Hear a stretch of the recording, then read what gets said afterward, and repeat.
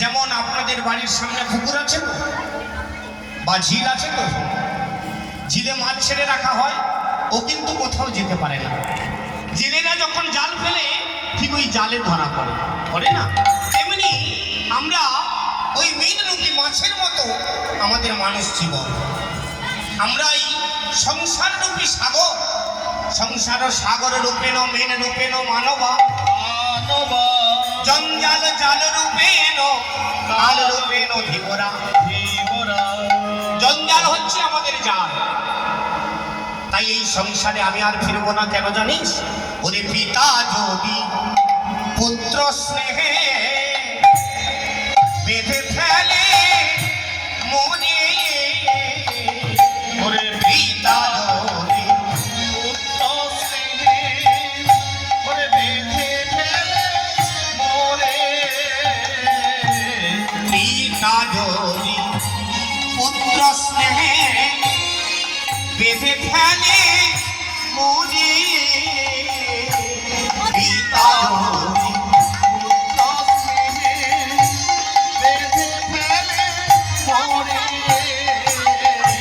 ওই নামাল হবে চরণে মন আমার থাকবে কেমন করে,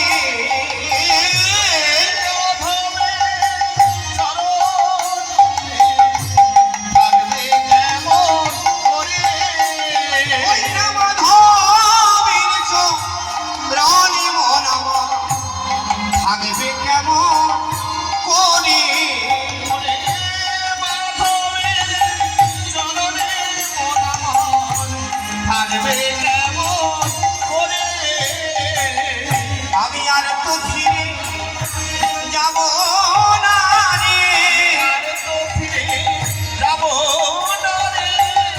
ওরে ওই না মায়ার সংসারে আর তো ফিরে যাব না রে, সংসারে আর তো ফিরে যাব না রে, ওরে তুই ফিরে যা তোর নিজ ঘরে আর তো ফিরে যাব না রে, নিজ ঘরে আর তো ফিরে যাব না রে, আমি এই মিনতি জানাই করে আর তো জয় গুরু প্রেমানন্দে হরি হরি হরি হরি বল, আর তো ফিরে যাব না রে।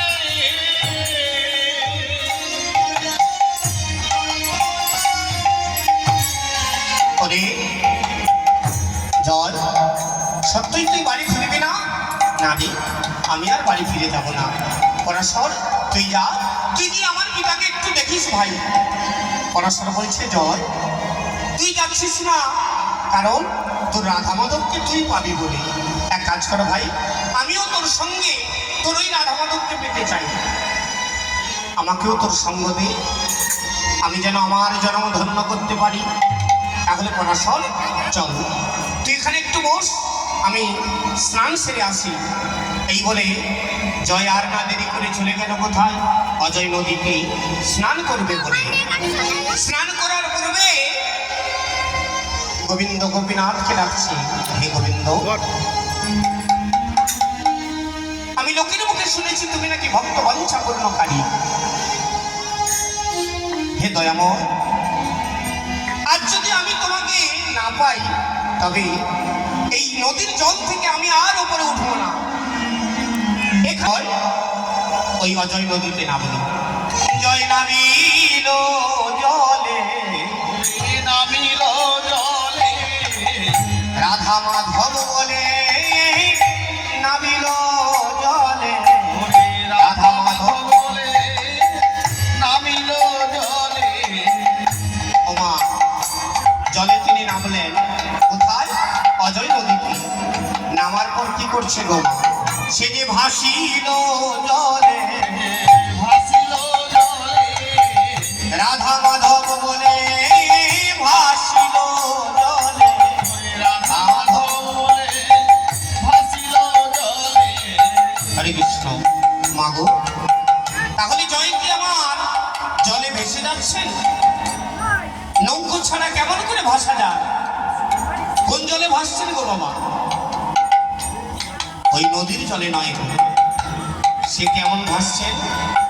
ওগো না কাঁদলে কি তারে